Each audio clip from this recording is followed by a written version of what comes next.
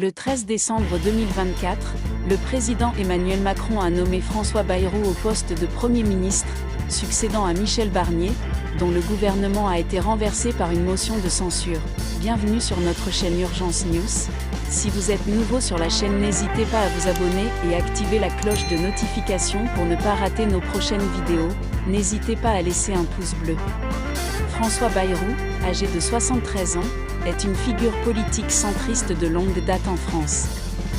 Président du mouvement démocrate, MoDem, depuis 2007, il a occupé plusieurs postes ministériels, notamment celui de ministre de l'Éducation nationale de 1993 à 1997 et de ministre de la Justice en 2017.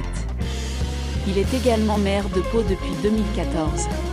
Sa nomination intervient dans un contexte de blocage politique en France, marqué par une Assemblée nationale fragmentée et des défis économiques pressants.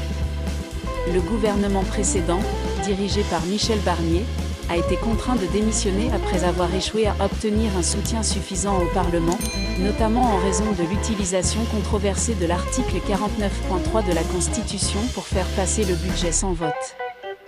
La désignation de François Bayrou vise à stabiliser la situation politique et à favoriser le dialogue entre les différentes forces politiques. Cependant, sa nomination a suscité des réactions mitigées.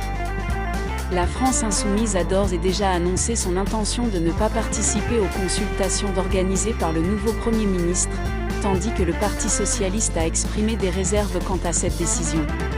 Dans son discours d'investiture, François Bayrou a souligné l'importance de la transparence, de l'égalité des chances et de la proximité entre les responsables politiques et les citoyens. Il a également insisté sur la nécessité de réduire la dette nationale, qu'il considère comme une obligation morale.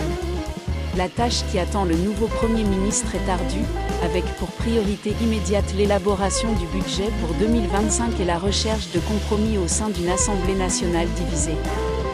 Sa capacité à rassembler et à naviguer dans cet environnement politique complexe sera déterminante pour la stabilité future du gouvernement français.